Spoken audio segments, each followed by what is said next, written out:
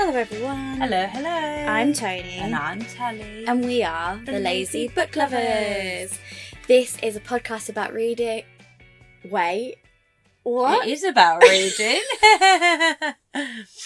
This is a podcast of What am I saying? What do you usually say? I literally can't even think of what you usually say now. People procrastinate about reading and have never-ending Never-ending TV TV read read piles. piles. Oh my Oh, god, guys. It's only been like 2 You've been on weeks since we holiday. last did it. You're done. I had a holiday and now my brain doesn't work.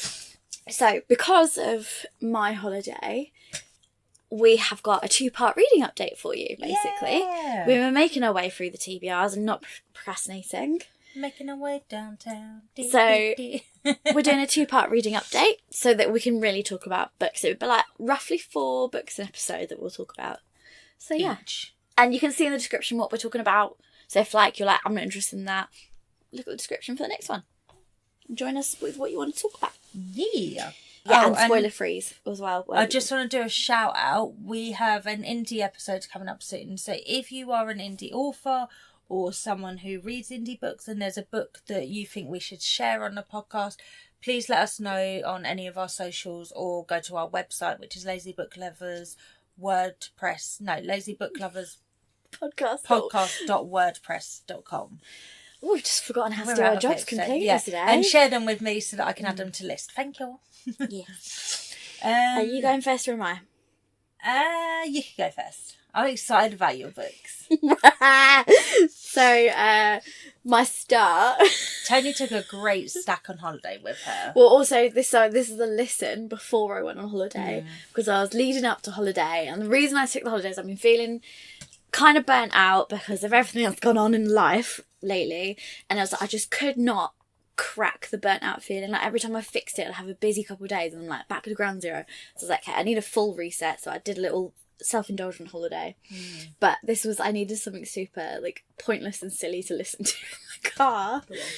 So I listened to Ice Planet Barbarians. Oh yeah, I saw you were reading this.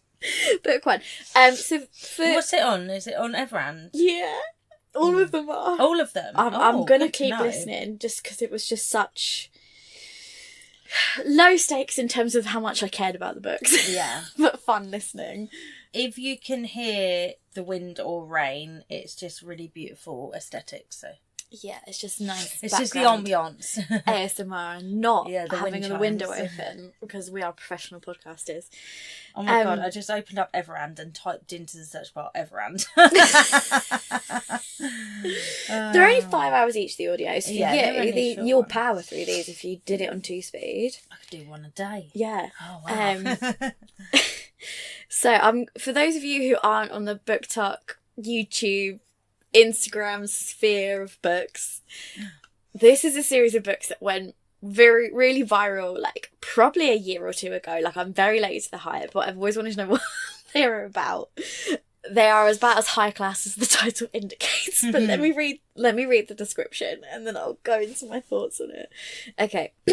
You think being abducted by aliens would be the worst thing that could happen to me, and you'd be wrong, because now the aliens are having ship trouble and they've left their cargo of human women, including me, on an ice planet. And the only native inhabitant I've met, he's big, horned, blue, and really, really has a thing for me. Okay, first thing I'll say, you had a misconception about this. Yeah. Tisn't breeding kink. Oh, okay. It is basically that there's not a lot of women and they're all about like family.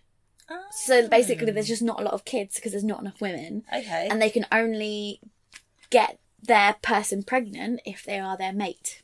Ah, okay. So basically, children aren't being born because there's not enough women and there's not enough mates going around. Okay. So, that is a misconception that's been online. It's not breeding kink. I had it described to me as breeding kink. No, they're just like a tribal people who care about family and like community and whatever, and children. That seems like a big misrepresentation of what the book is then. And he's like excited at the prospect of having a mate that he could get pregnant because he's like wanted a family and couldn't have one. Yeah. But it's not like a kink. Yeah. Okay. It's basically he wanted to have a family and couldn't have one because he hadn't met his mate. And then he meets her and he's like, great, gonna have a family now. She's done. She's a weird tiny pink person. Perfect. But whatever. On it. They called it the Quee, though. It's not a mate. Your Quee quivers.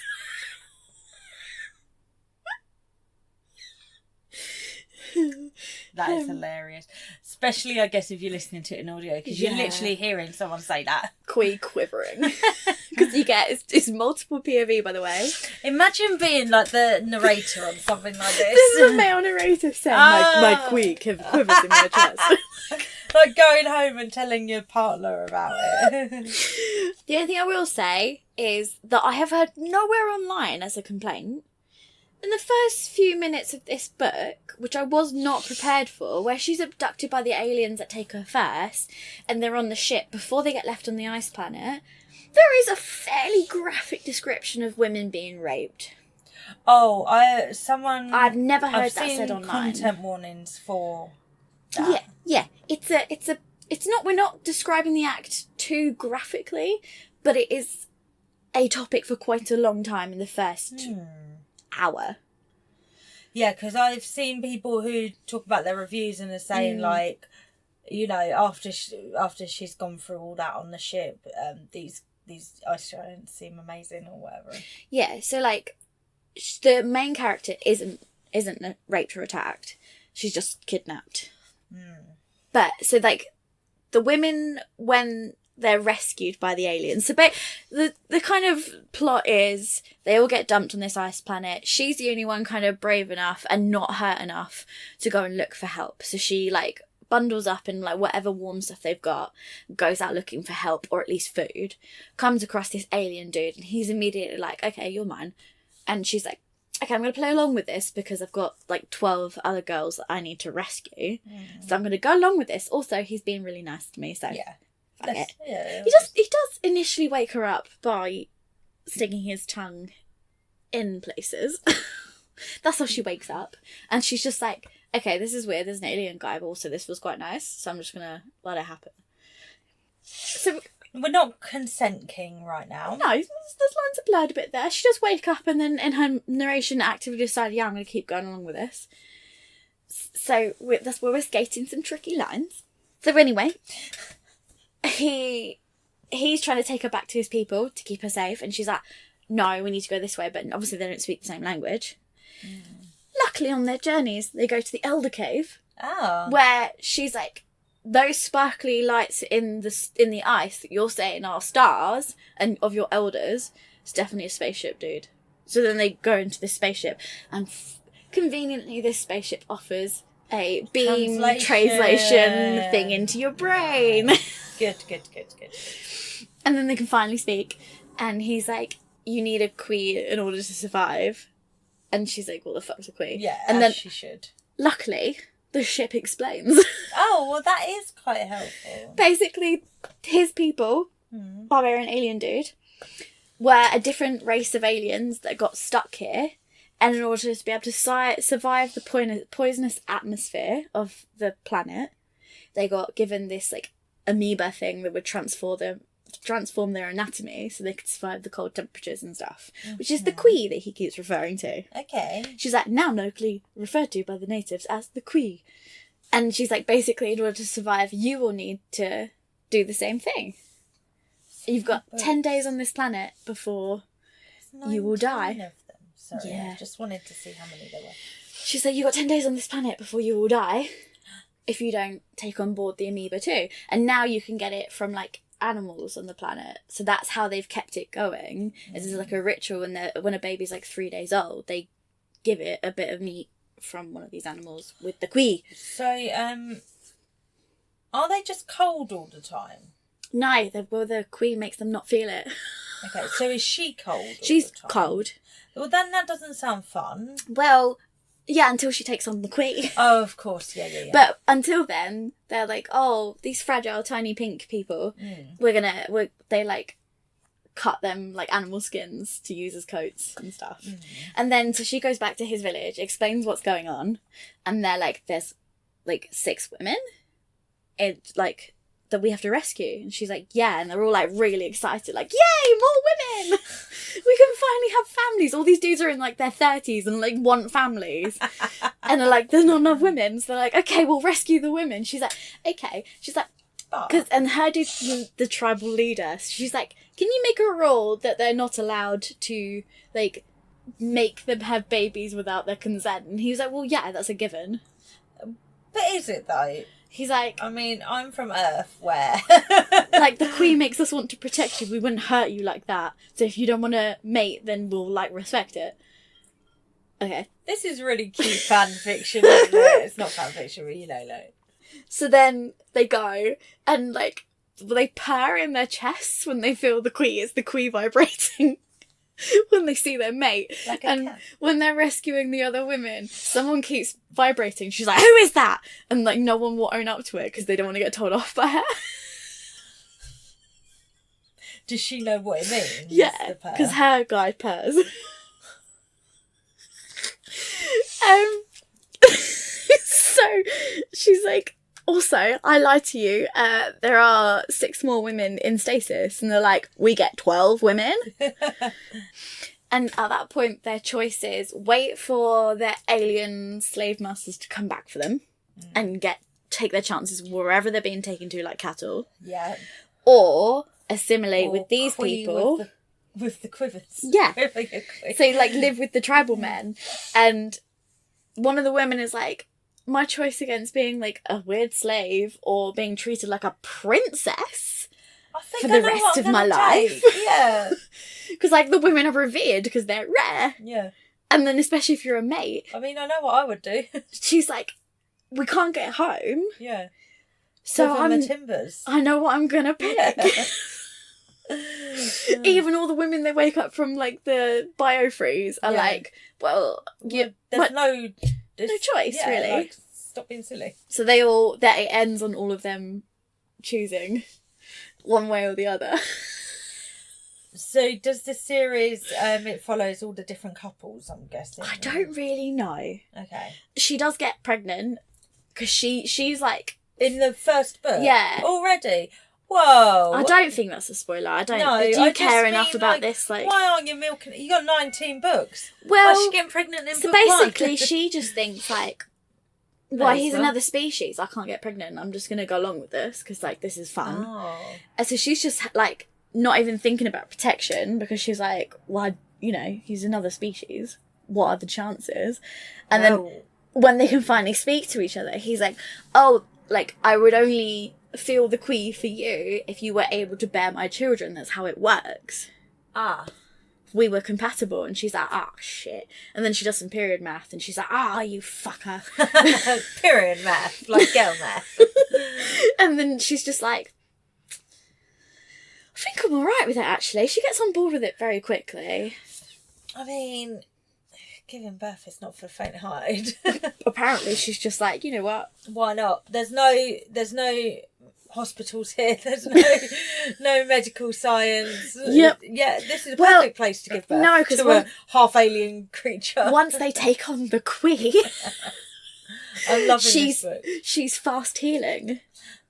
Like a fae. Yeah. Okay, yeah, this sounds fun. I've been meaning to pick up this series. And like Maybe I should do it as audio. The first series, she's like a southern accent, even though she said she's from Florida, but it's a very southern accent sounding to me. Maybe like it's just English ignorance, but she sounds very southern to me. But anyway, she's just funny because quite a lot she's like, all right, this alien dude wants to give me 12 orgasms a night. Fine. Why not? This was better than the alternative I was just contemplating, so why not? Oh well. This is my life now. So she's planning on just staying there. Yeah. I won't tell you what the rest of the women do. I don't want to. I guess is that a spoiler? I don't know if that's a spoiler. But we'll leave that as something you can find out for yourselves. Worth picking up for a fun read. Yeah, just be prepared for that first little bit. And then from the not fun bit. The not fun bit. Because I was like, this wasn't quite... And I realised, you remember I told you about that horrible nightmare I had? Yeah. Where I was attacked in a gym? Oh, was it after you... It was after I'd read that. I listened to that and I didn't put it together. I had a horrific nightmare that night where I was like graphically attacked. That was playing on your minds then. Yeah. But it was just like, why would my brain take that and be like, you know what? Let's just mix it up. An abandoned gym you've never been to. 2 men whose faces you don't know. Add a bit of spice. Yeah. Mix it all up. There we go. I'm going to graphically make you dream about being raped. Yay. I had a dream last night that I had 2 avocados in the fridge, but actually I have 1.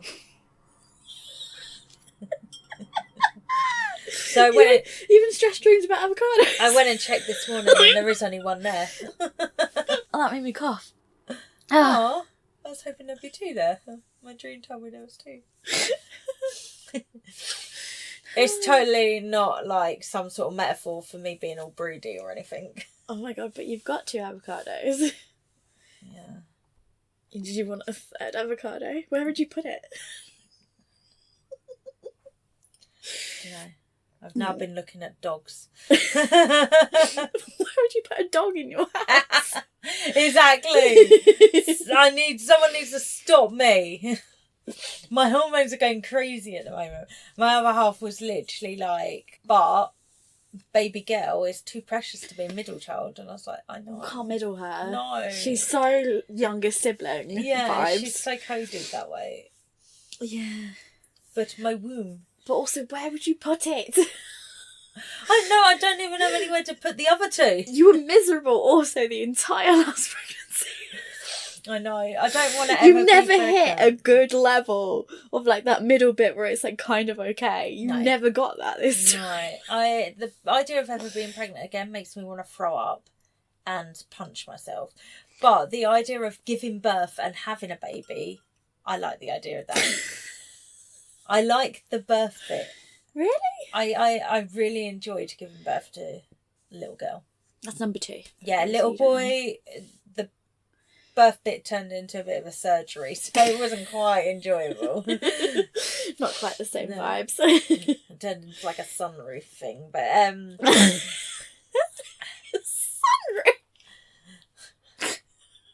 sunroof Oh my birth. god. Anyway. Yeah. Well, if you I just need to grow plants. That's what I was talking to my counsellor about. I need to just be more nurture in terms of grow. Give life. Like care about my garden. Yeah. That'll be helpful. Sure. I mean, you could go to this ice planet Well, yeah. and then you could have your litter of children and be cared for like a queen. I do like the idea of being cared for like a queen. I must admit. So you've got I'll take the 12 orgasms a night as well. Why not? If I have to. Twist my arm. Yeah, I will check out the audio of this. Yeah. It always felt like something I wanted to read, but I didn't want to.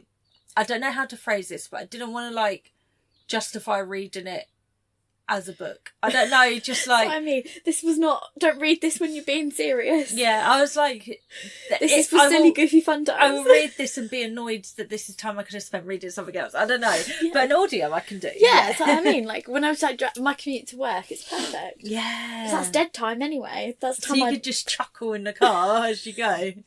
Just like I did like. I was like. I need to remember when it starts to get warmer about windows being down. oh yeah, because What I I listen was to in the listening car. to my book the other day, and there was like a sex scene, and I was in like I'd pulled up at a red light, Yeah. and there was people walking past. And I had my windows open, and I was like, I'm just gonna close these windows for a moment.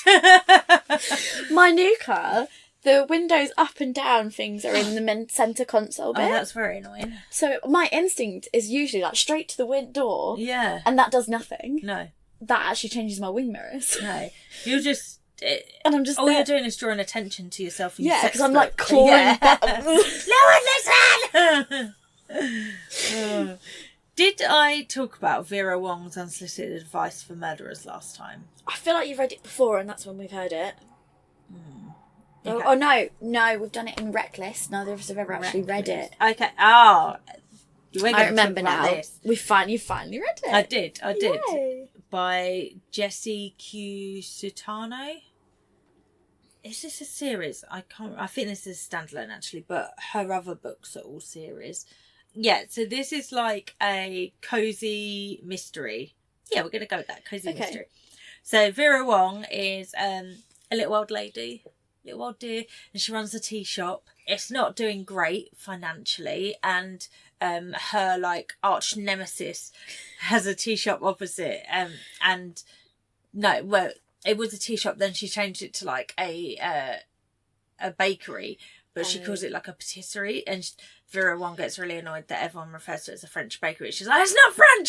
She gets really irrationally angry about it. Her husband's been dead a while at this point. She's a widow. Her son is all grown up and never contacts her. He's too busy with his life. She rings him up like every day in the morning and gives him advice of what he should do that day, or to remind him to have a good breakfast or whatever. And he's just obviously finds her very overbearing. She's lonely. Yeah, she's quite lonely. Her little flat is above the shop, and she doesn't have many regular customers. The tea shop is practically dying. And then one morning she comes down and there's a dead body in the shop. And she's like, oh, okay, right. Oh, I guess I should phone the police. And then it flicks to like the police's perspective, and they turn up and they're like, who did the line around the body? And she said, oh, I did that. I was helping you out. So she's like, draw the line around the body. Draw the line around the body. She's bagged up evidence. She's pointing out where fingerprints could be. And you don't find out at the beginning. You find out like later, but it's not a spoiler. She even goes through his pockets and takes evidence out and doesn't tell the police. Well, no, she's planning on telling the police, but then they're so unimpressed with her help of drawing chalk lines around the body and taking his finger. Oh yeah, she's taking his fingerprints and there's ink all over his thing. And she's so unimpressed with the police, doesn't think they're very professional. So she decides to keep the evidence herself. And she decides she's going to investigate the murder. Yes, this is something I could picture an older person doing. Yeah, just being like, you know what, I don't give a fuck, I'm just going to do it. Those young men were rude to me. Yeah, because she's literally I can do a better job. She makes them all tea, and like it's she brews her own concoctions, and she makes them a tea that's like supposed to help with their senses or something. Like, yeah, and then the like chief, or I don't know, the person in charge of the crew that's arrived is like, no, you can't take tea from her because this is a crime scene. And then from that point she's like, I don't like this person. Yeah, so then she decides it's like multi POV, so we like flick to a woman, and she was the wife of the guy that's been killed. Then we flick to this man who is actually related to the guy that's been killed, and then there's this other man and woman separately who are wanting to investigate it. They're related to it somehow, but you don't know how. But so the woman pretends she's doing a podcast about the murder. So she turns up to the tea shop trying to find out information, and then there's a guy who turns up to the tea shop and he tells Vera Wong that he's a reporter for BuzzFeed, and she finds it all very exciting. Yeah, she's decided that it's a murder, even though the police have said we think he's just had like an allergic reaction, something, and had a heart attack and like fallen through your window and died. And Vera Wong's like, no, he was murdered. So she decides that whoever comes to the shop that isn't a regular must be to do with the case. Suspect. Right. So she started investigating, and she's got 4 suspects, which those other 4 people's POV we follow. It's really funny. It's really like found family-esque as well, because she just kind of doesn't take no for an answer, and she just inserts herself into the families. And there's so much about cooking in it. And like, I love books I read that have a big emphasis on recipes and family recipes and stuff. Oh, when like you food read and community. Yeah.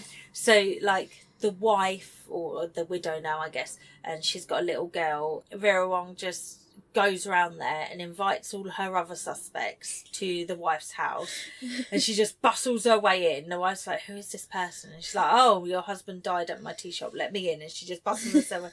She's brought in all this food, and she starts just cooking for the wife, and yeah, it's a really fun story. I was laughing out loud a lot. Do you find out who the murderer is? You do. Okay, that's cool. Yeah, Yeah, it was really fun, and this would be... when does this episode come out? It's probably the end of Asian Reader Fun now, but this would be a great book to read. For this is right at the end of May, I think. Yeah. From memory. Yeah, and if you want to add a bit more, diversity to your reading, this has like an elderly main character, which is lovely to read. Yeah, it was just such a fun time. Oh, I need to suggest that one to my Really mum, actually. recommend. I think she'd like it. Yeah, I think so. I really, really recommend it. It was so funny. The author has another series out, the Dial A for Auntie series. Have you heard of that? No. Oh, and then the second one's called Four Aunties and a Wedding, and then The Good, the Bad and the Aunties. It's called the Aunties series. That's a mystery as well. And that follows 3 generations of an immigrant Chinese Indonesian family, and there's an accidental murder at a wedding, and then there's like 4 aunties coming to try and solve it. That's the series, but yeah. I will try out that series as well. That was fun. Anyway, I would definitely recommend picking up that book. That sounds fun. I'm glad one of us has finally read it. We've been saying to read it for how long? Yeah, we've both been saying we want to read it. So. Okay, my next one is another audio before I went on holiday. There wasn't a lot of time for physical book reading before my holiday. No. I'll be honest, lately I'm trying what to... the holiday was for. Yeah. I'm on a mission this time. I'm going to find some balance in this life. Famous last words. No, I'm determined. We're breaking a cycle. Breaking the cycle. Right, tell me. So I listened to Twice in a Blue Moon by Christina Lauren. That is the author of The Unhoneymooners that I did last reading update. I talked about that. Is Christina Lauren, it's 2 authors, is it? Christina Lauren is one person. Is That's it? her first name and surname. Ah, okay. What's the series? No, it is. Yeah, 2 people. Combined pen name of long-time writing partners and best friends. Oh, I didn't know that. Yeah, Christina... Because it's always Christina Lauren. It's Christina not like Christina Hobbs and Lauren. Lauren Billings. No, they do it as Christina Lauren, like one name. Oh, yeah. cool. I only recently found that out as well. Yeah. So this is on Everand as well, just so you know. It's only 8 hours, which is why I listened to it. What's it called, sorry? Twice in a Blue Moon. Oh, yeah. I've had this roughly on my radar because I enjoyed The Unhoneymooners. Did I tell you I read that? I've seen it on your story graph. I stalked you. Oh, yeah, look, I've got it in my saved, yeah. Right, now I'll read the proper description out and then give you my garbled version. I stalk your story graph all the time. Well, it's mostly because I go into it to get the things we've talked about for episodes. Okay, so Sam Brandis was Tate Jones's first. Her first love, her first everything, including her first heartbreak. During a whirlwind 2-week vacation abroad, Sam and Tate fell for each other in the only way that first loves do, sharing all of their hopes, dreams, and deepest secrets along the way. Sam was the first and only person that Tate, the long-lost daughter of the world's biggest film stars, one of the world's biggest film stars, ever revealed her identity to. So when it becomes clear her trust was misplaced, her world is shattered for good. 14 years later, Tate, now an up-and-coming actress, only thinks about her first love once in a blue moon. When she steps into the set of her first big break, he's the last person she expects to see. Yet here Sam is, the same charming, confident man she knew, but even more alluring than she remembered. Forced to confront the man who betrayed her, Tate must ask herself if it's possible to do the wrong thing for the right reason, and whether once in a lifetime can come around twice. So this is a second chance romance, which I don't generally tend to like. So I was surprised. I really liked this book. Yeah. I really liked the main character's personality. So she's basically the daughter of a famous actor. He's one of those actors that everyone's like, he's so handsome. He does action films, you know. He does, and he moved into serious films. But he essentially is a deadbeat dad. And a real narcissistic asshole. That's how I assume most actors are. Yeah. I think you've got to do a certain amount of narcissism to be Like how want to be a star who revels in it. Yeah. Like reluctant stardom, and then there's like reveling in it. Anyway. Yeah. So the media doesn't know. They knew the story about her parents' breakup and all of that stuff, but her mum basically hid them away from the media storm. Tate changed her name. So Tate Jones is her maiden name, her mum's maiden name, and they've just hidden from the spotlight. She's never told anyone who she is. And then she finally tells Sam on this vacation in London. Right. And he sells that to the press. Sam. But he had a good reason, which we find out later. But yes, he sells it to the press. She's forced to essentially come out as his daughter. And she's always kind of had this secret wish to be an actor, but she didn't want to upset her mum and her grandma who helped raise her, who obviously went through everything they went through when the media storm came for her mum. Yeah. And they didn't want that for her, but she's like, okay, you know what? Fuck my dad. I'm going to use this as a jumping point for my own career. Yeah. And I'm going to use... This is going to be leverage. This is going to be nepotism in my favour. Yeah. I'm going to use his name. So she gets her, like, first job in a cheesy vampire series that ends up becoming really big, and from there she gets like gradually more and more serious roles. But this is her first like proper drama that she's been put into, and also first time she's going to act with her dad professionally, because the media keeps being like, they do media appearances together but they don't seem very close. Like the narrative is that they reunited and everything's great, but the media starts to get suspicious and like, why don't they do a film together? Like if you've got a superstar film dad and up and coming film daughter, why would you not do work together? So this was the first time she's going to work professionally with her dad. Okay. And it's a really nice story because there's the undercurrent of the story that's being told in the movie. The movie is a love story set in the 50s or 60s between a white woman and a black man.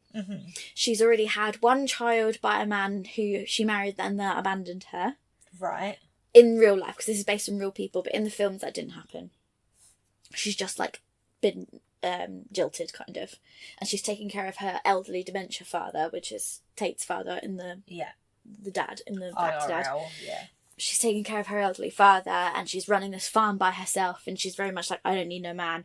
And then they just kind of fall in love. So it's their love story in a time when people are not going to be kind about a black and a white woman marrying. That's Sam's grandparents' actual love story. Right. He's their grandson. His mum had a child with a man who was a deadbeat dad as well. So he was essentially raised by his grandparents. Okay. And obviously we're like 15 years after the original bit, so they've passed away. And this is him telling their love story. So like, it does the scenes from the film. So we have this secondary love story of his grandparents falling in love. Yeah. And it's really cute. Oh, that does sound And like, you kind of, he doesn't... Is it dual POV between her and him? It's all Tate. Okay. Yeah. And it's Tate just being like, first of all, like furious with him. And then she finds out the reason why he did it. And she's like, oh, it's a good reason, but you blew up my entire life. And you're the reason I've never been able to have a relationship. Or at least you're the reason I built up in my head. Yeah.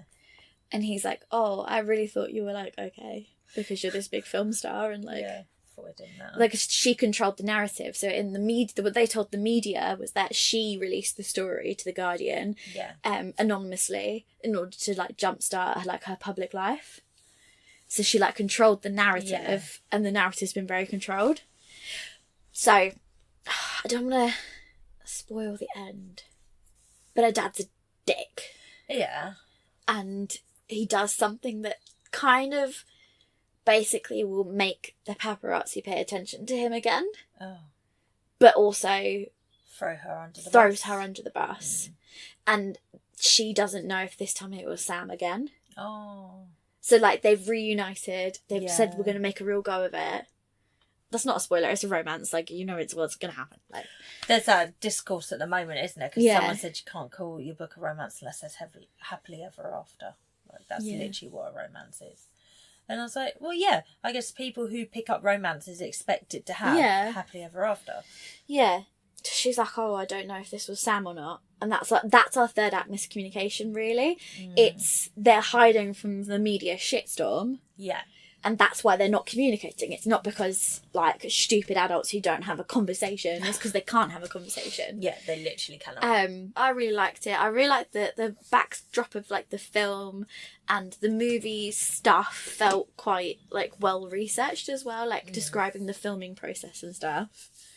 They're on this, like, farm, so they're on a closed set on a farm for 2 months. So all the cast, crew, everyone lives on the farm for the entire 2 months. So they're, like, after filming, it's like close. A sleepaway camp, basically. So yeah, it's good. It's a good book. It's a very enjoyable. I'm assuming it's not very long. So the audio's 8 hours. I don't know what that translates to as page numbers. Yeah, another one. I thought I'm a bit of a fan of this author. I think I'm gonna keep trying her books. There's just a bit more like story behind. There's that one the books that I have had that I've been thinking about. This cover, Love and Other Words. That's on lots of lists as well. And there's this Roomies one as well, which I think is I think they're all about 8 hours as audios as well. Yeah, so not too bad. So at the moment, I'm a tentative fan. I mean, listened to 2 of Christina Lauren's books, but I'm a fan. Good. Like, there's just a lot of, like, meaty story, chunky. The characters have so much, like, depth. Well-roundedness. Yeah. Well, in Unhoneymooners they did. That's the only one I read. The men are still, like, tall. Yeah. Tall giant men. I'm big tall man. Big tall man. But in this, at least she's tall, because she's obviously an actress. They are usually quite tall. So she's, like, tall and, like, physically quite fit, because she's an actress, so she has to be, like, slim and stuff. So there's not that whole, I'm so tiny, he can just pick me up. I'm so teeny tiny, and he's so big and giant. There's none of that. Like, Sam is quite, like, feelingsy, because he's a writer, so he's all very, like...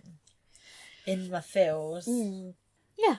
Okay, so I did the Wayward Children series. We will have a deep dive of the Wayward Children series coming up. So if you've listened to us for a bit, you'll know I just finished that series a 2-3 months ago. Time isn't real. No, time is a concept. So for me, this was a reread, except for 2 of the books. And I'm making my way through the little side short stories as well. I've only got 1 left, I think. Yes, it was really good on a reread. Good, isn't it? And like reading them all, I literally did them one after the other, which is actually a really good experience. So for anyone that's followed us for a while, you may know that I struggle with doing a series. Yeah. And I don't know what it is, but I'm doing it. I'm loving You're doing making consecutive my way through series. reading. Yeah, it's amazing. Oh my god, I've got so many in the wings that I need you to bloody finish. So yeah, this is really good. Doing them all so close together was really good for like the nods between them all as well. I think the imagery in these books are just so... So I've decided I've been wanting to collect them, physically own them. So I've started doing that because after this reread I was like, no, I do want to own them. I've got the box set saved. And they have illustrations in the physical books, which I didn't know. So that's really cool. And the series as a whole is going in a different direction. Like, obviously I don't want to spoil it for people, so there's like 9 books in the main series so far. The 10th one is the last one from what online is telling me. I have my theories about where it's going. And so there is also when I first spoke about these books, I think I always referred to them as middle grade, but on this reread I was like, why would I ever say they were middle grade? Like, this is literally a YA. Why would but I remember distinctly referring to them as middle grade. I did think that was weird. They're not at all. No. I don't know why I thought. Because there's references to sex as well. There's all sorts. Yeah, like literally within the first chapters of the first book, Simi makes a masturbation joke, and I was like, why did I always in my head I always thought they were middle grade. Bit childlike. It's because the characters at the start of the stories are usually children, because it's when they first go through their doors. So they have like stories that carry on between them, but I always just thought it would be like, you know, just almost like little short stories.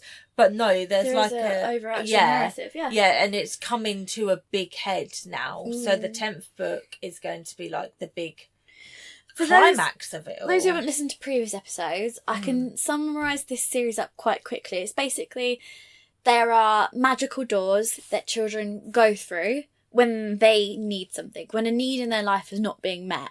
Now, they go through to a world that meets that need, but it's not necessarily going to be good for them.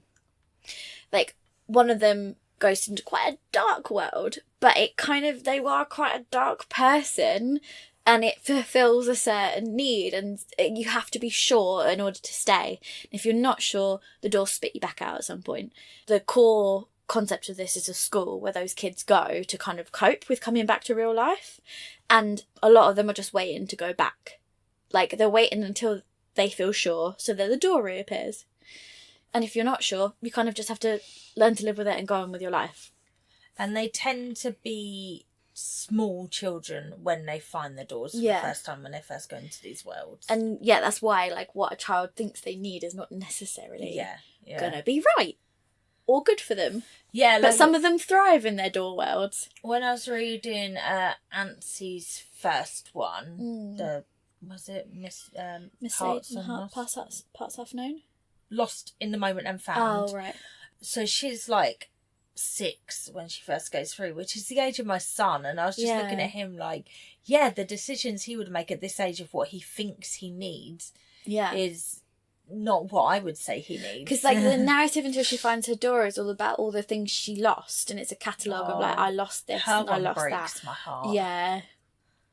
Really. That was around when I changed jobs. I was listening to that one. I was like, this is just killing me. Yeah. And I'm assuming they're either fan favourites or just Shauna Maguire's. Oh, yeah, it's by Shauna Maguire. Or Shauna Maguire's favourite characters. But there are twins, Jack and Jill, and they come back in so many. They're, like, repeated. Yeah. Almost like every other book, they make a feature of some description. Jack's one of the people that decides to go back because it's right for her. Yeah, yeah. Yeah, so, and then there's, like, characters like Sumi, who is absolute nonsense. I love Sumi, though. And she's in most of the books. Yeah. So, yeah. I reckon we're going to end up with, like, you know, because Sumi keeps talking about, like, she knows her future. Yeah. And that she'll get to her door eventually. And she'll do her... She knows she's going to do the future because she's met her future daughter. She's already done it, yeah. So she's like, I'm fine. My door will appear when it will appear. Yeah, so because Sumi's from such a nonsense place, the timeline just is a bit frazzled. So but just seeing how they have to cope when they come back and things, and I must admit my favourite books are the ones when they're in the worlds. Yeah, I like learning about the worlds and etc. I said to Toni that I would really like a book about Cade or Christopher's worlds, and then for some reason I'd missed one. No, in Mislaid in Parts Half Known, which is the final book at the moment. I hadn't read that yet, and in that one we do go to Cade's world. So I've got that out of my system. I just need Christopher's world. That's the Bone world, isn't it? Yeah. Yeah. I reckon he'll end up back with the skeleton girl. I hope so, because he loves the skeleton girl. So very occasionally magic does come through with them. Yeah, it kind of bleeds through. And there's also people who come back from their doors and they don't want to go back through. That's it. They want this life again, so they're like in denial almost or whatever. Yeah. Yeah, it's quite interesting because obviously it depends on who you are as a person and what the world is that you went to, how you would react. Yeah, I really recommend the series. It's good. They're only short books. Yeah, they're 4-hour audios. Yeah, and like 200 pages each, I think. Yeah. The longest one is like 220 or something like that. So yeah, really recommend. And then there's 3 little side stories that are only like 30 pages, and I don't know if I've done those. They're only available on Tor website. Oh no, I haven't read those. And they just follow like little snippets of their lives. So like the first one follows, what's her name, Lundy, when she is in her world and they go to battle something, which I don't talk about, but Wait, don't we get a whole book that's Lundy's story? Yes, so this is just a story that's alluded to in her story. And then there's one that's like the story of when Jack first meets, I can't remember her girlfriend's name, the village girl. Yeah. I can't remember her name. So they're just like little snippets of the kids' lives in these worlds. I guess just stories that got cut out of the main books for whatever reason. So yeah, really recommend them as well. Okay, cool. So my next one is Happy Place by Emily Henry. Oh, yeah. Tell me more. This is weirdly another second chance romance. This wasn't done on purpose. So Harriet and Wynne are the perfect couple. They go together like bread and butter, gin and tonic. Blake Lively and Ryan Reynolds. Every year for the past decade, they have left behind their lives to drink far too much wine and soak up the sea air with their favourite people in the world. Except this year, they are lying through their teeth. Harriet and Wynne broke up 6 months ago, and they still haven't told anyone. This is the last time they'll all be together, the cottage is for sale, and since they can't bear to break their best friends' hearts, they'll fake it for 1 more week. But how can you pretend to be in love and get away with it in front of the people who know you best? Wynne. What's it short for? Oh, I can't remember now. But yeah, he's Wynne the whole time. And they call her Harry. Yeah. Yeah. So it's this there's this group of 3 college girls that live together their first year. And they're like besties. Mm-hmm. They start going to this lake house. Well, no, it's like not a lake house, a beach house. Yeah. Every year. And then when they move out of their dorms and they get flatmates, they end up bringing the flatmates along as friends. Mm-hmm. And then that guy has another guy mate who also ends up living with them and coming on these trips. And over time, over their college years, Harriet and Wynne end up falling in love. And they're like, we don't want to ruin the group dynamics. They keep it a secret for a while and they finally fess up. And then her friend's like, oh, you're going to ruin everything. And then she's like, literally sleeps with the other guy the next day. And then they end up together. And then the third girl is gay and her girlfriend has become part of their little group of friends. And then so over the years, there's 3 couples. They've just been getting together at the lake house, at this beach house. And so is it like that they don't see each other much the rest of the time? Yeah, they've all ended up moving different cities. So this is like their chance to all get together. Wynne and Harriet moved to where Harriet's residency, because she's trained to be a surgeon. They've moved to the city where she's doing her residency. Mm-hmm. One of them she's doing an arts degree, ended up being a farmer. As she do. Yeah. And then the other one, I can't remember what, they're both lawyers. The couple were both lawyers. So they end up living in, I think, New York or something. So they just, by chance, will end up different places. Yeah. Like you do as you get older, I guess. Yeah, exactly. So this is like the one time in all those kind of schedules they can all get together. So they all make time for it every year. And then it's owned by her dad, the lawyer's dad. I can't remember her name. And he's like, yeah, I'm selling it. My 5th wife doesn't like the fact I bought this house with my first wife. It's making me sell it. And so this Stella or something her name is, I don't know. Her dad has had like a shit ton of 5th, 6th and 7th wives. Like he's had so many wives, and so relationships to her are he doesn't really give a fuck about her except giving her money, which she's like happy to spend on all her mates. Yeah. So when he's selling the cottage, she's like, yeah, so thingy I decided to get married and we're all gonna have one last week at the cottage doing all of our traditions. And everyone's like, oh. So the I don't remember anyone's names. The lesbian couple weren't planning to stay. The farming couple weren't planning to stay the whole week because they never planned to leave their farm for a week. And they're like, oh shit, we have to stay now because she's like literally getting married and the cottage is going. This means a lot to her. Yeah. Wynne and Harriet were like, we were going to style it out for a couple nights. Or originally, Harriet was going to come alone. And then Wynne got strong-armed into coming by Stella, because he got told about the cottage and the engagement and the wedding. Does it make sense of why they're pretending, or is it a case of why you're pretending? Like, in the story, does it make sense? Yeah. Okay. Because basically Harriet was like in denial and not ready to face it. And her residency is not going like she'd expect. She's just like burnt out as fuck, heartbroken, because he breaks up with her over the phone for 4 minutes. You fucker. Yeah, so they were living together in Chicago where she was doing her residency. His dad died and then his mum started having health problems. So he moved back temporarily, quote marks, to take care of his mum, but ended up being a lot happier in his hometown. Okay. And then a colleague kisses her, not the other way around, and she immediately phones him to be like, hey, like, this happened. I didn't want it to happen, but I felt guilty, like, not telling you, so I've told you straight away. And he's like, yeah, we should break up. But it was kind of like an excuse. Yeah. Like, things weren't, neither of them were happy for a really long time. Yeah, it was just like the catalyst. And then she just couldn't, the big thing was she's always talked about being a surgeon. Her mum has put loads and loads of money into her being a surgeon. Her parents both have. A lot of pressure on it. Yeah. And it's not going well. It's not how she thought it would be. So actually, she's just miserable all round, and all her friends are, like, so she thinks, thriving, and she doesn't want to be the one who, like, turns up to this Brings week. it down. Yeah. Yeah, okay. She's just been, like... And also her parents were the kind of...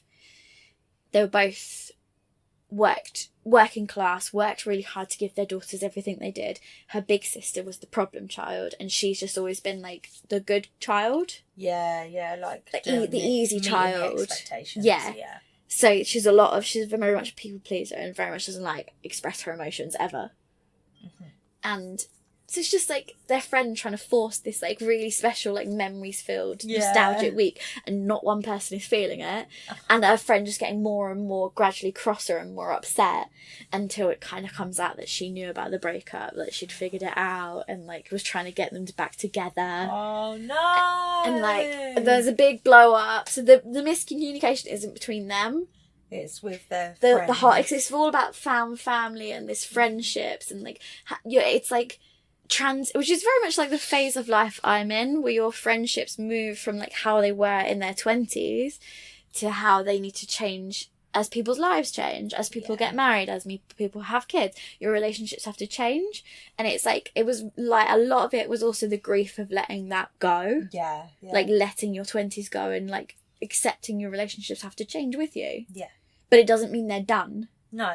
It's just, they're different. They're just growing with you. And it's like, so a lot of it's just the grief around that, which I was like, I didn't need to have this many feelings. Yeah, thanks. Thank you. And and it's just like, that's the miscommunication. And then Win and Harriet are kind of like, we still want to be together, but we still have the same problem of, I'm doing my residency here, you're there, you're not happy in the city. And then she's like, I'm not happy either. So then he's just like, you cannot do this, you cannot move for me, because I moved for you, and that's where we went wrong. Yeah. He's like, you got to decide what you want. Yeah. So it's really nice. It's a really, like, a lot of... You've read all of the Emily Henrys now, haven't you? Got one left because it's not out in paperback yet. There's a new one coming out. Funny story, yeah. But you've read all of the paperback ones. Yeah. So do you think that they, like, go well in the collection together? Like, have you placed? Does it match the rest fine? Yeah, because a lot of it is just about, like, growing up almost. But the growing up you do when you're kind of moving from, like, early adulthood to, like, your adulthood. Yeah. And, like, trying to let some shit go. Which is, like, a lot of people our age are currently doing. Like, I went to a party with a bunch of my friends. It was a 30th. And the number of people were like, at therapy, I was working on this. And it's like, everyone's in fucking therapy or self-therapizing. Like, I'm trying to break the cycle, man. And so they feel like they're written by a millennial. Like, they do. Yeah, because they all... I mean, I've not read You and Me on Vacation yet, but beach read and book lovers have that element as well of that, like, hitting this point in your life, career, when you can whatever. choose to keep holding on to this, whatever happened when you were younger that's holding you back, when you can choose to grow. Yeah. And it's like the romance is just the vessel for this conversation. Yeah, there's a lot of story with these books, which I quite like. Yeah. Because I again, we've talked about this before, I like a lot of plot with my smart. Yeah. Emily Henry really seems to know her characters, like... Yeah, they feel like real people. I imagine she could give you so much more information about all of her characters that weren't used in the books. Yeah. But just because they're so, like, well-rounded. Like, the women don't feel sort of blank slates. They feel like individual people in my head when I think about the different characters. Yeah. A lot of the men do as well. Obviously don't get as much screen time, but... It's not about them, is it? No. Lovely. Did you read that on holiday? Yes, that was my first. That was when I was trapped on the plane. Oh, yeah. my 5.5-hour nightmare adventure, followed by a 4.5-hour flight that I still had to do. And then 2 hours to get to my hotel. Lucky you. So I was travelling for a total of 16 hours for a 4.5-hour flight. Yay. Yay. Lost my entire At least the hotel was it was a beautiful hotel. Okay, so I mentioned, we did like this thriller episode recently where I just basically laughed about all the thrillers I've been reading. But in a love way, you know, I enjoyed the experiences of them. So I'd read The Family Game by Catherine Steedman. It made me want to check out some of her other books. So I listened to The Disappearing Act, which is one of hers. And I have to say, the cover of this book is genuinely, like, the colours of it, I don't know, I'm obsessed with it. It's one of the prettiest covers, and I don't know why I'm so obsessed with it. The colours are just gorgeous. That reminds me of that classic shot down that like road in Hollywood where it's like I mean the lines of palm trees. This is set in Hollywood. Oh, that's what it's supposed to be then. No, I don't know the name of that road that's actually. Good that that's what it made you think of. This follows an actress. She's an English actress, as in The Family Game. That was an English writer who went to America for her family. So this is an English actress who's gone to LA for like this casting week or something, which is like a thing that happens, what's it called? Pilot season. There we go. Pilot season. Once a year, actors from across the globe descend on Los Angeles for pilot season. That time when every network hustles to grab the best talent to fill their rosters for new television shows. So I'm assuming this is based on something real that happens. Yeah. And so Mia has just has just been nominated for, I can't remember what it is, some sort of BAFTA or something, for her role as Jane Eyre in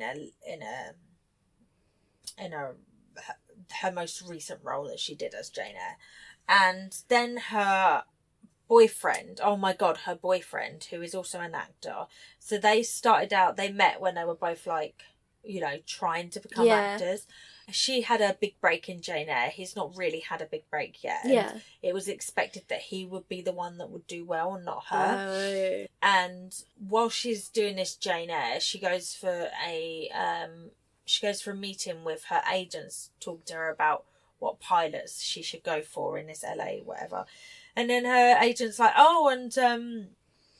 I can't remember his name because he's so irrelevant to my life. She's like, and I heard that Tom, I'm going to call him Tom, I don't know, got that role in like this big sci-fi film that's coming up. And she was like, but she knows nothing about it. She didn't know he'd auditioned for it. Yeah. No, she knew he'd auditioned. She didn't know he'd got it. So he'd obviously been for those like screen tests and everything. Yeah. And he didn't tell her anything. Didn't tell her he got the part. Nothing. And like she's like, all healthy relationships. What the fuck? So then she Googles it and she finds out that he, there's a, you know, entertainment article about it. And she finds out who the lead person in it, the other lead in it, is like this young actress. And so then Mia goes on to this actress's Instagram and she goes back and she sees like these very like soft launches of their relationship. So she messages him and she's like, what's going on? And he's like, I'm sorry. And then that night his friend comes round to collect all his stuff from the house. And basically he's left her for this other actress and just didn't. That's how he did it. He just messaged her and said, I'm sorry or whatever. So she's like, do you know what? Fuck you. I'm going to go to LA and I'm going to get some good roles. So off she goes. And then when she's at a casting call, she meets another actress called Emily. And obviously when you go to the casting calls, everyone there looks roughly the same because you're all going for the same. So she meets Emily. And Emily needs to move her car because the meter's going to run out. But then she gets called in for her audition. So Mia, who's the character we follow, is like, I'll move your car I'll put money in the meter for you. And he's like, okay. And gives her purse and her car keys and goes in for her audition, which is very trusting because what the hell. Mia goes and puts money in the meter, comes back, Emily's gone. Disappeared. Weird. So Mia goes in for her audition, and then she comes out and she's like, look, can I leave these with you, like at the reception for Emily? And Wong's like, no, I'm not taking responsibility for that, and it's weird that someone would just give you their car keys, etc. So then it's like Emily's just disappeared off the face of the earth, but she knows she's real because she has her car keys and her wallet, and she like finds her ID and she tries to find her, and in the meantime, while she's like trying to work out what she's got to do, because she's got to get going to another audition, so she's kind of dithering around the car, and she decides to write a note and leave it on the car. And then in the meantime, a very handsome man comes over and he's like, hey, are you okay? Like, I've been watching you from my office over there. What's going on? And she's like, oh yeah, this has happened. And he's like, that's a bit strange. So they decide to exchange numbers, and he's like, if I see her come to the car, I'll give her your number or whatever. Yeah, so then it turns into like this thing where she's just trying to find Emily and find out if Emily's even real. And then she starts getting a bit concerned about all the other people around her. And then her apartment key card goes missing, and stuff in her house starts moving around. Because she's there for like a couple of weeks for this pilot season. It was actually quite good, yeah. Okay. It was very different to the Family Game. I think if I had to rank them, I would put Family Game above it, but it was still very good. Okay. Yeah, I'm going to go through her back catalogue. I'm enjoying them. Good. Yeah. My last one. Tell me. Is Bride, Ali Hazelwood. Oh, yeah. Yeah. I was surprised how much I enjoyed this. Yeah. A pivot from, like, fantasy, like, romance to fantasy. I didn't know. Also, she is a better writer than she's letting on. Oh, really? It wasn't as formulaic as some of her STEMinist ones can be. I've seen so many people say that the writing in this is bad. Really? And I'm like, is it just it's because... very fantasy. I wonder if it's just because they're not used to fantasy. It is romantasy, essentially. It is. It's probably because a bunch of people have picked it up that usually only read romance. Yeah, it's probably hard to get your head round it or whatever. Yeah, and it's playing with a lot of, like, things from the Wattpad universe. Yeah. Like, because we do have Knotting, which I'm not going to explain, just go there. And the Omegaverse and all that kind of crap gets my friend alluded to. didn't know anything about that. Yeah. And she didn't know anything about it, and she started reading Bride and was like, what's Knotting? And looked it up and then went down a massive rabbit hole. Yeah. I think that caught a lot of people out. Yeah, this is the first book I've read with it in, by the way. Oh. I knew what it was just from existing. Yeah, just online. from osmosis. So I'm not going to read the description because it's hella long, so I'm going to give you my version. Yeah. There's this world where, in this world, there are humans, there are werewolves, there are vampires. In some cities in the world, they get on. In this particular city that our main characters are in, they don't. They're in their own sections and live completely separate lives. They're aware of each other. Yeah. Okay. So for years and years, there's been, like, a truce between the humans and the vampires. Mm-hmm. And to maintain that peace, one vampire child gets sent to the humans, one human child gets sent to the vampires, and they get raised there from like 10 to 18. Yeah. And then we do that again. So they've been exchanging children for like 150 years now to maintain peace. As you do. And our main character is one of those vampire children that got exchanged. So she's grown up as a human?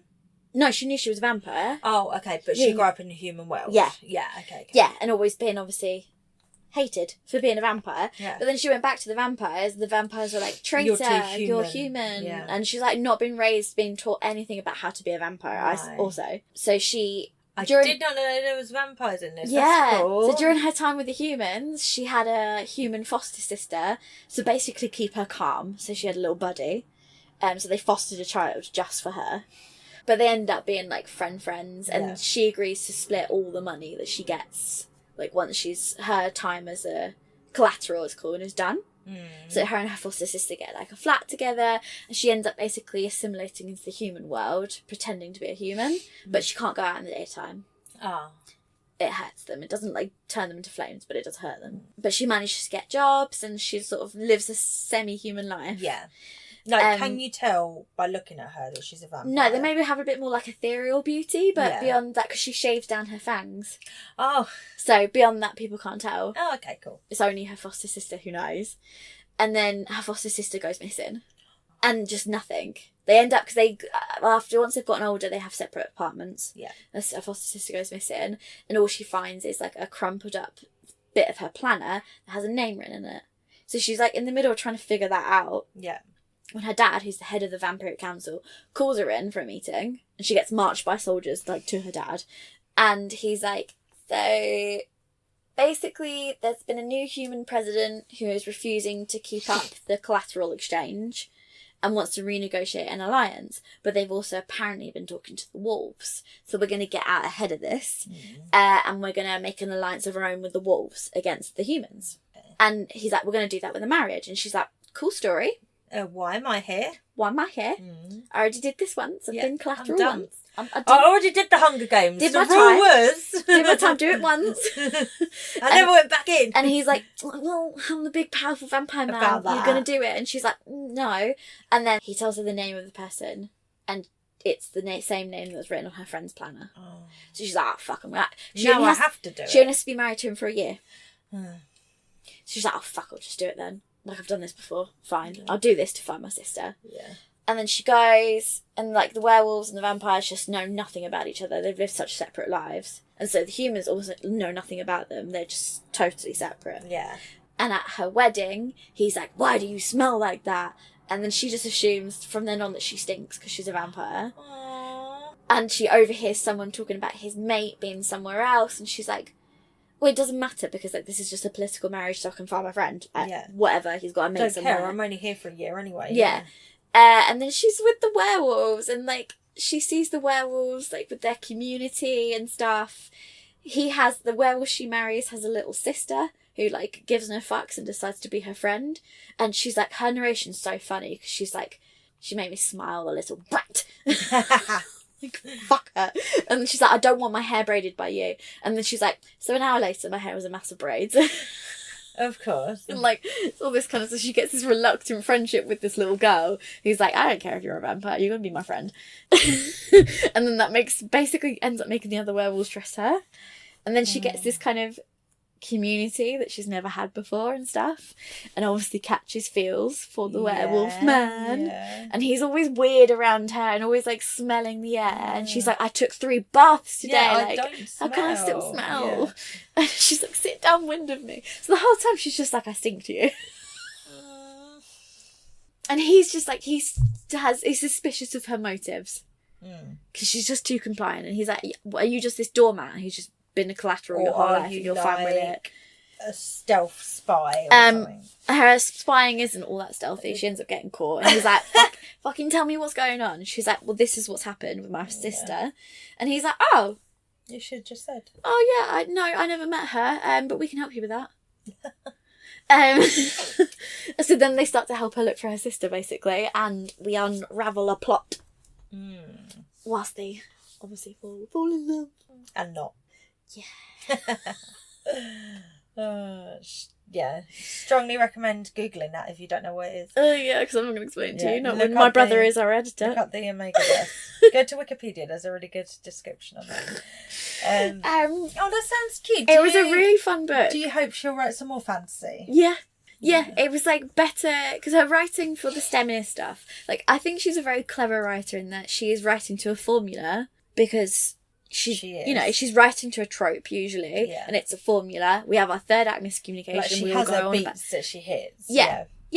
So this felt less formulaic than some of her romances do, because they do feel a bit samey. Like I find it very hard to remember who is who. Like differentiate them. Yeah. Different, all the STEMinist novels. Yeah.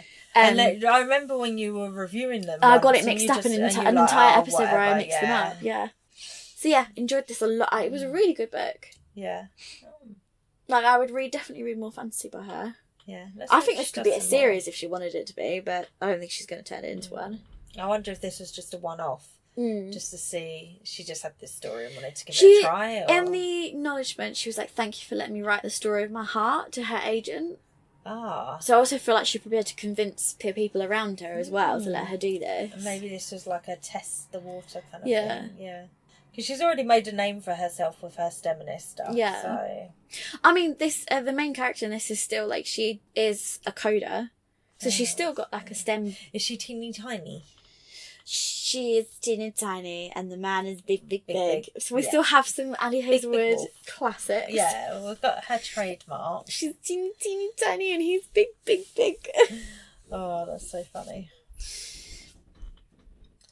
Okay, Yeah. lovely. That's it. That's the... Shall we end this one here and then we'll pick Well, up that was next week? 4 for both of us, wasn't it? So that was... Can't remember. Yeah. Yeah. That was 4 for me. Possibly, presumably. Yeah. Yeah. All right. I'm guessing so. I can't remember. Okay. Yeah, so thank you for joining us. Please follow us and review us wherever you listen to your podcast.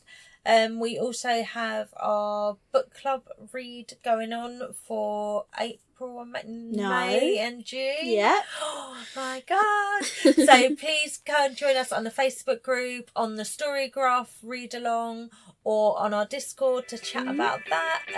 You'll find more details in our card. I think that's about it, really. Yeah.